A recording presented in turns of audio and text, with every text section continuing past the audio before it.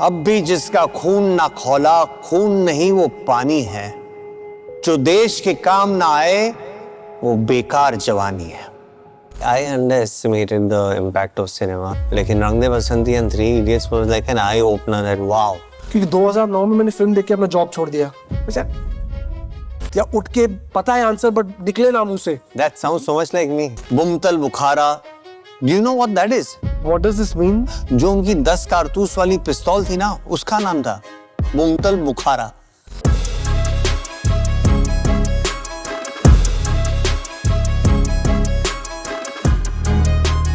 Kajaria presents Jan Gan Man only on Jio TV and Jio TV Plus. Wow, nice. Grand. Lovely the windows are. Yeah, grand feeling it gives. I'm just missing the rain now. Yeah. थोड़ी बस mood set हो जाएगा। Be so much fun, huh? है ना? Firstly, thank you so Pleasure. much for coming and for doing this. Pleasure. जो सब मुझे set पे वैसे जानते हैं, वो सब जानते हैं कि how obsessed I am with Rang De Basanti. And I thought how obsessed you are with the shoot going right. Oh. इनकी काउंटडाउन मैंने शुरू देखी रात को। हाँ? मुझे नींद नहीं आई यार तेरे काउंटडाउन देखने के चक्कर में। 12 hours for the shoot, 11 hours, 10 hours the clock was ticking. मैं बोला यार मैंने 2 मर्तबा ईमानदारी से पढ़ ली उस चक्कर में। But खैर, sorry. Let me officially welcome you to Jan Gan Man.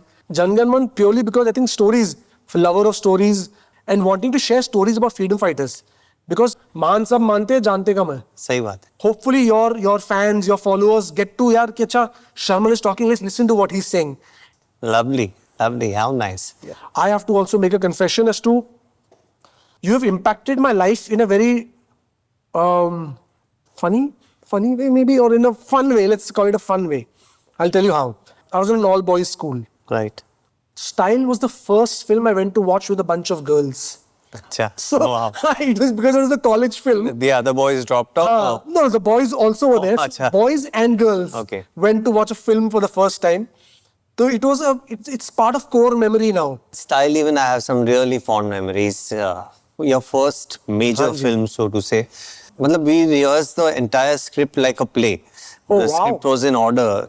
हम लोग ने इतनी महीने भर की कुछ मेहनत कर चुके थे ऑलरेडी, पूरी स्क्रिप्ट बाय हार्ट थी। 10-15 दिन में ऑन फ्लोर जाना था शूटिंग करने। और एक दिन हमें बुलाया नहीं गया और साहिल का शाम को फोन आता है और कहता है तुझे पता है तुम हम लोग को आज क्यों नहीं बुलाया? तो मैंने कहा नहीं बुलाया होगा, कुछ काम होगा ऑफिस में। बोले नहीं, उदय और जिमी गए थे वहां पे मिलने। तो क्या, तो अभी कहाँ हम लोग क्या करेंगे ये बता। हम लोग क्या कर सकते हैं bro. Thankfully it didn't work out for whatever reasons and we were back in the fray. तो बड़ा मजा आया यार, lots of fun. 2006, 26 Jan, Rang De Basanti drops, and I think it changes my life forever. Yeah, likewise. It was a joy, right, for us because we were a bunch of us all the time together throughout the film. Yeah. So and we started with outdoor schedules. So and it was a house on fire. We all were fond of each other, like genuinely. Oh yeah. We've had our fights with each other. Sure. And we've had our moments of making up. We have moments of long moments of no talking to each other. All that. Okay. सारा कुछ हुआ. Especially Siddharth and we were quite a combination. Huh? But I'm really fond of him. He's extremely talented. What a fine writer he is. But we had our moments of disagreements, so to say, put it mildly. They'll also do that in the film also. Partially in a couple of scenes. Amir and Mehra, how they took this entire film forward was absolutely amazing. And then Amir also makes an effort, extra effort to make things happen. You can now I can understand, look back and feel that he was trying to orchestrate it, and then after certain orchestration, it all fell into place naturally. Yeah, and then there was 2009, which had Three Idiots. Yeah. I'm banned from my home to I think watch both the films because I end up doing something drastic. कि अभी क्यों देख रहे हैं रंग दे बसंती, कुछ कर देगा। Correct. क्योंकि 2009 में मैंने फिल्म देख के अपना जॉब छोड़ दिया। That's a really brave decision, huh? And the changes, like someone like you who says that you changed your profession.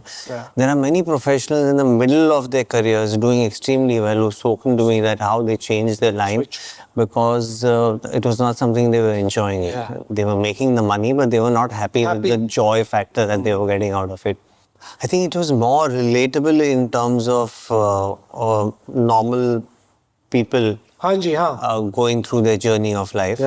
But as artists, it must be like really filling your heart to be understanding that you can make this kind of impact. Yeah, I underestimated the impact of cinema. Like in Rang De Basanti and Three Idiots was like an eye-opener that wow, like what impact can a movie which has been correctly delivered can make. Yeah. आपके theater के किस्से तो I mean बहुत famous है. I think everybody asked you a lot about that. What I want to ask you is, what was your first role when you were a kid? What I remember of me as a child, मुझे ना झांसी की रानी बना दिया था. अच्छा. Luckily didn't have a beard then, so it passed. What are your earliest? जैसे आपको झांसी की रानी बना दिया. हाँ जी. मुझे एक like walk-in part, like you walk in and literally set up something and walk out. So that really brought my morale down and I said never again. But then I've gathered courage again. Got a lot of learning and understanding and the fundamentals of it through my guru, Mahendra Joshi, his name is, not related to me. He's an institution by himself. Wow. बहुत सीखने मिला उनसे. और फिर मेरी theatre की journey शुरू हुई और बहुत सारा थिएटर किया कई मर्तबा. I'm sensing this very endearing fondness when you're talking about your teacher, about your guru. I also resonate with that completely. It's like life is divided into two parts. Right. The first 18 was where I was this extremely shy kid hiding behind the tall guys in class कि कोई सवाल ना पूछ ले. Correct. या उठ के पता है आंसर but निकले ना मुंह से. That sounds so much like me. Oh, it does. Exactly. We're finding common ground. I think as we go along. अगर अच्छे teachers आपको रास्ता नहीं दिखाएं, तो you can be lost all your life.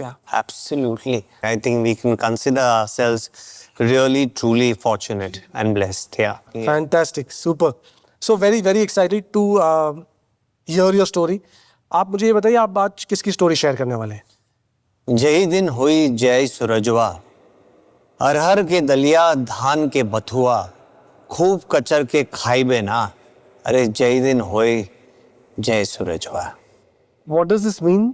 कहते हैं यही कुछ लाइंस हैं जो आज़ाद अक्सर अकेले में गुनगुनाता था, जिसका मतलब है जब देश आज़ाद होगा तब सभी भारतीयों के लिए पेट भर खाना होगा, पहनने को कपड़े होंगे और रहने को घर होगा. क्या? वाओ. मैंने एक पूरी फिल्म की है रंग दे बसंती, फिर भी मैं उतना ही जानता हूँ जितना फिल्म में था चंद्रशेखर आज़ाद जी के बारे में.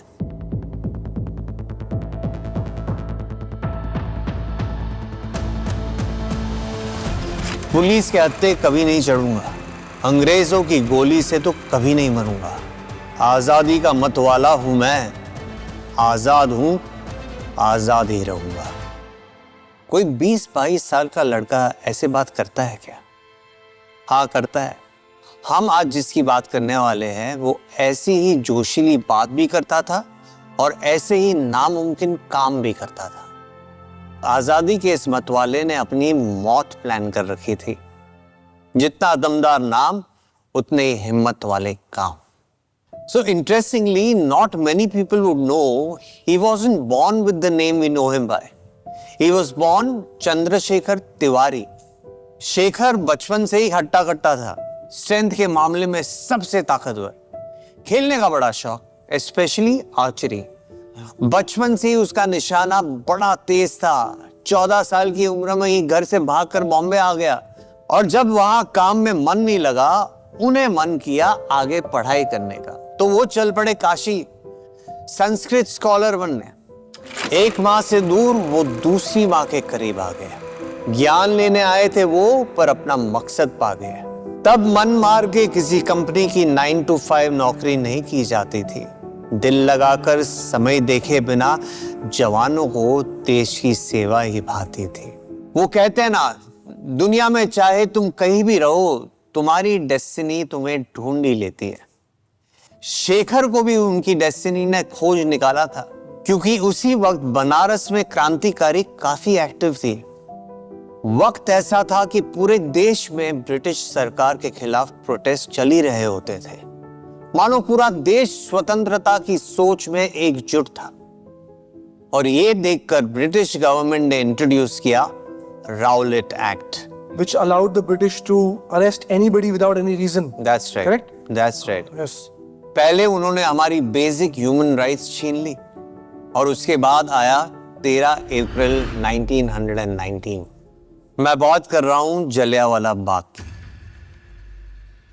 One of the most gruesome massacres in world history, I think.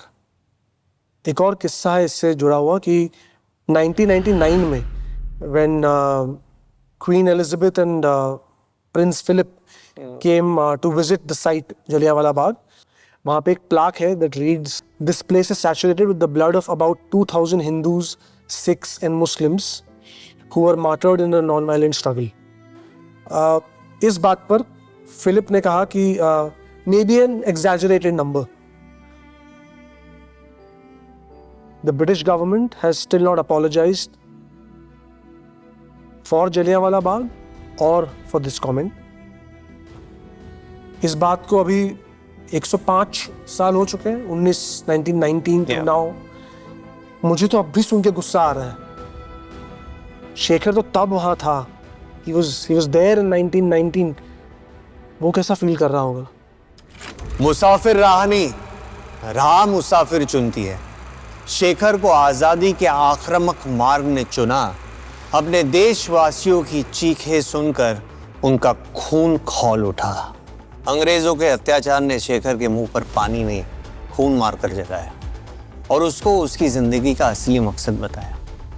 Banaras में उसने नॉन कॉपरेशन मूवमेंट के प्रोटेस्ट में हिस्सा लिया। पुलिस ने बाकियों के साथ अरेस्ट कर लिया और शेखर ने रात जेल में गुजारी। ऑफिसर इंचार्ज ने बीच रात में चेक किया कि कहीं ये बच्चा ठंड के मारे मर तो नहीं गया। शेखर के पास कोई स्वेटर वगैरह नहीं था, तो कुछ नहीं था। तो ओसी ने जाके देखा कि ये 15 साल का लड़का आधी रात को एक के बाद एक पुशअप्स मार रहा है, उसका बॉडी टेम्परेचर ऊपर रखने के लिए। अगले दिन कोर्ट में पेशी थी, पर ये फौलादी बच्चा डरा नहीं। मजिस्ट्रेट ने पूछा, नाम क्या है? शेखर ने गर्व से सर उठाकर गरजते हुए जवाब दिया, आजाद। पिता का नाम क्या है? स्वाधीनता। घर कहाँ है? जेल। मजिस्ट्रेट ने गुस्से में आकर 15 बेत की सजा देकर छोड़ देने का हुक्म दिया। ऐसा लगेगा कि 15 बेत, ये क्या सजा है? पर ये बेत कोई आम बेत नहीं थी, कसूरी बेत कहते थे उसे। एक लंबी सी बेत थी और उस बेत को पानी में रखा जाया करता था। एक बार किसी की पीठ पर पड़े तो चमड़ी उतार देती थी।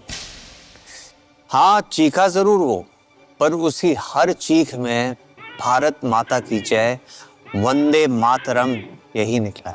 अगले दिन न्यूज़पेपर में शेखर की फोटो के साथ आर्टिकल छपा, ब्रेव चाइल्ड आजाद, चंद्र का तेज, शेखर पर पहुंचने के अरमान और आजादी का जुनून। इस योद्धा का मानो एक नया जन्म हुआ था। मासूम चंद्रशेखर तिवारी बन चुका इतिहास। आजादी के रांझे चंद्रशेखर आजाद का जन्म हुआ था।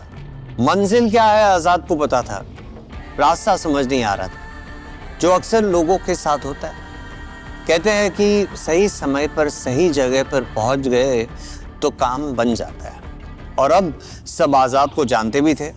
सही समय पर वो हिंदुस्तान रिपब्लिकन एसोसिएशन पहुंच गया, जहां उसके जैसे और भी सरफिरे पहले से ही जमा थे।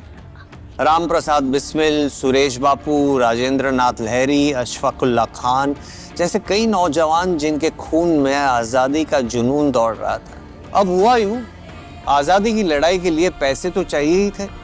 1925 में राम प्रसाद बिस्मिल ने एक ज़बरदस्त न्यूज़ सुनाई कि अंग्रेज इंडियन से लूटे हुए टैक्स के पैसे रेल रूट से ब्रिटिश ट्रेजरी में जमा करने शाहजहानपुर से लखनऊ ले जा रहे थे। ये सुनते ही सबके चेहरे पर स्माइल आई। एक प्लान बनाया गया और बिस्मिल, अशफाकुल्ला और आज़ाद के साथ 10 और क्रांतिकारियों ने मिलकर काकोरी गांव के पास, जी हाँ, काकोरी गांव के पास ट्रेन को लूटा। और कुछ 4,600 रुपए लेकर फरार हो गए। 4,600? जी। 4,600 की आज के टाइम पे क्या वैल्यू होगी? Can someone find out? 4,60,00,000 रुपए। 60-70 lakhs. No 70 lakhs? I think it'll be more, यार। और more। Damn, बाप रे। इन आजाद एवेंजर्स का यूनियन ब्रिटिश एडमिनिस्ट्रेशन के खिलाफ एक मुंह तोड़ जवाब था। सबसे पहले राम प्रसाद बिस्मिल पकड़े गए, फिर एक एक करके काकोरी कांड से जुड़े हुए नौजवानों को ब्रिटिश सरकार ने धर लिया। सब पकड़े गए, लेकिन आजाद अब भी फरार था। कसम जो खाई थी आजाद ने, पुलिस के हत्थे कभी नहीं चढ़ूंगा, आजाद हूं, आजाद ही रहूंगा। आओ तुम्हारा और कुछ लोगों से परिचय कराता हूं, इनसे मिलो। ये प्रख्यात कारीगर कुलभूषण यादव और ये इनके मित्र चट्टान से मजबूत मजदूर Vinay Singh. And then there is me, a all British servant John Holmes. चौंक गए? ये कौन है? अंग्रेजी सल्तनत को मूर्ख बनाने की स्कीमें है, क्योंकि आजाद ही कुलभूषण, विनय और जॉन है। आजाद कई नाम से जाने जाते थे। वो कहते हैं ना, बहरूपिया, बलराज और फिर बुमतल Bukhara. You know what that is? जो उनकी 10 कारतूस वाली पिस्तौल थी ना, उसका नाम था बुमतल बुखारा। I've heard this other story also, जिसमें जब वो फरार थे तो एक और रोल जो उन्होंने लिया was कि वो एक मंदिर में जाके वो एक पंडित बन गए। उनका नाम था पंडित हरिशंकर ब्रह्मचारी। और he was so good in his act कि सबको लगा वहाँ के लोकल्स को कि ये एक्चुअली नए स्वामी आए हैं। एंड मतलब लाइनें लगती थी उनको मिलने के लिए, उनके आशीर्वाद के लिए। And he became too popular for his own good, because then he thought कि he'll be found out, so he had to leave from there. Also ये बात सब जानते ही हैं कि चंद्रशेखर आज़ाद जी की ज़्यादा तस्वीरें नहीं है online. Also if you look, उनकी 2 या 3 ही फोटोज है। Correct. एक जो शायद जवानी में उनके किसी दोस्त ने चुपके से खींच ली थी उन्हें बिना बताए। दूसरी वो जो मूंछों वाली जनेऊ के साथ एक वो है। Of course, the third is the one that the British took when he died. I mean, we put maybe the first 2 photos, definitely not the third. But yeah, so that's the man. हाँ जी। All of Azad's closest friends, comrades, सभी के सभी शहीद हो चुके थे। पर HRA को जिंदा रखना भी था, है ना। आजाद को तलाश थी एक सुरक्षित जगह की, जहां वो अपनी क्रांतिकारी एक्टिविटीज जारी रखे और नए नौजवानों को ट्रेन कर सके। ये तलाश झांसी के ओरछा फॉरेस्ट में खत्म हुई। आजाद ने इन्हीं जंगलों में एक कैंप सेटअप किया, जहां उन्होंने युवा क्रांतिकारियों को लोहे जैसा शरीर, गुरिल्ला वॉरफेयर टेक्निक और अचूक निशानेबाजी जैसी कलाओं में ट्रेन किया। कुछ नए क्रांतिकारी तो आजाद को मिल गए थे, पर उन्हें चाहिए थे कुछ सरफिरे। मोटिवेशन के लिए आजाद वीर सावरकर से मिले। सावरकर उन्हें हौसला दे रहे थे कि अचानक वहां एक 18-19 साल का नौजवान लड़का आया। लड़के ने आजाद के पैर छुए, अपने गुरु का आशीर्वाद लिया। आजाद ने नाम पूछा तो सामने से जवाब आया, भगत। मासूम से दिखने वाले भगत से आजाद ने दबंग अंदाज में पूछा कि क्या वो क्रांतिकारियों की स्ट्रिक्ट रजीम को फॉलो कर पाएंगे। भगत ने खड़े होकर अपने हाथ को मोमबत्ती की लौ पर रख दिया। आजाद को और किसी जवाब की जरूरत नहीं पड़ी। इत्तेफाक से ही सही, लेकिन आजाद को आजादी का सबसे बड़ा सरफराह मिल गया था, सरदार भगत सिंह।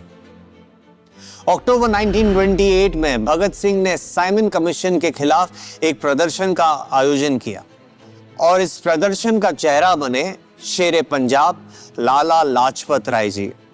ये एक शांतिपूर्ण प्रदर्शन था, लेकिन अंग्रेजी सरकार के लिए ये भारत की आजादी की मूवमेंट को चोट पहुंचाने का ये एक सुनहरा अवसर बन गया। फिर होना क्या था? पुलिस ने लाठीचार्ज कर दी और सुपरिटेंडेंट जेम्स ए स्कॉट के हाथों लाला लाजपत राय शहीद हो गए। देश भर में गुस्सा फैला हुआ था, क्योंकि ब्रिटिश सरकार ने उनके मौत के लिए किसी भी तरह की जिम्मेदारी नहीं उठाई। आजाद और भगत के लिए ये एक राष्ट्रीय अपमान था। स्कॉट के असैसिनेशन की प्लानिंग शुरू कर दी गई, लेकिन एक गलती के कारण एक अलग ऑफिसर सॉन्डर्स पर गोली चला दी गई। टूट गए थे आजाद, कोई अपना बचा नहीं। रास्ता भी पता है, मंजिल भी, लेकिन कोई साथ देने वाला था नहीं। कुछ बचे कुचे भटके जवान चंद पैसों की लालच में अपनी मां को बेचने हो गए तैयार। आजाद के डेरे के बारे में उन्होंने अंग्रेजों को कर दिया होशियार। 27 फरवरी 1931। आजाद सुबह से बेचैन महसूस कर रहे थे। कुछ ठीक नहीं था। समय था 9:30 बजे सुबह। शहर था इलाहाबाद, जगह थी एल्फ्रेड पार्क। हवा में एक अजीब सा तनाव था। कुछ नौजवान क्रांतिकारी के साथ आजाद फ्यूचर प्लानिंग कर रहे थे।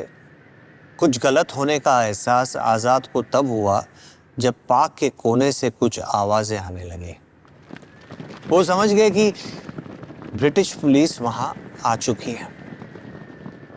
हर तरफ से घेरकर पुलिस धावा बोलने के लिए आगे बढ़ रही थी। शायद आजाद समझ गए थे कि ये उनका अंतिम संघर्ष होने वाला है। हर तरफ से बेपरवाह फायरिंग शुरू हो गई। भारत माता की जय। आजाद ने जोर से नारा लगाया, पिस्तौल निकाले। एक मुंतल बुखारा के खिलाफ 100 राइफल। आजाद को पता था कि उनकी गोलियां सीमित हैं। उन्हें हर गोली का हिसाब रखना था। एक गोली पर एक सिपाही गिरता था क्योंकि ये आजाद का निशाना था, कभी नहीं चूकता था। गोली आजाद को भी लगी, खून से लथपथ। वो बेहाल थे, लेकिन फिर भी फायर करते रहे। गोली चलाने का ये सिलसिला 20 मिनट से ज्यादा चला। 7, 6, 5, 4, 3, 2, 1। आजाद के पास सिर्फ एक गोली बची थी। उन्होंने अपनी आंखें बंद की। सामने माता पिता, बिस्मिल, अशफाक और अन्य कई लोग मुस्कुराते हुए दिखाई दिए। भारत मां से माफी मांगी, टेम्पल पर पिस्तौल रखी और उंगली ट्रिगर पर मजबूती से दब गई। आजाद ने आखिरी गोली खुद को ही मार ली। कसम जो खाई थी उस सरफिरे ने, पुलिस के हत्थे कभी नहीं चढ़ूंगा, अंग्रेजों की गोली से तो कभी नहीं मरूंगा। आजादी का मत वाला हूं मैं, आजाद हूं, आजाद ही रहूंगा। थोड़ी देर तक सब शांत था। डर के मारे गोरे अपनी जगह नहीं छोड़ रहे थे। पर जब थोड़ी देर के लिए कोई गोली नहीं चली, तब अंग्रेज पेड़ के पीछे गए और तब उन्हें आजाद का शव मिला।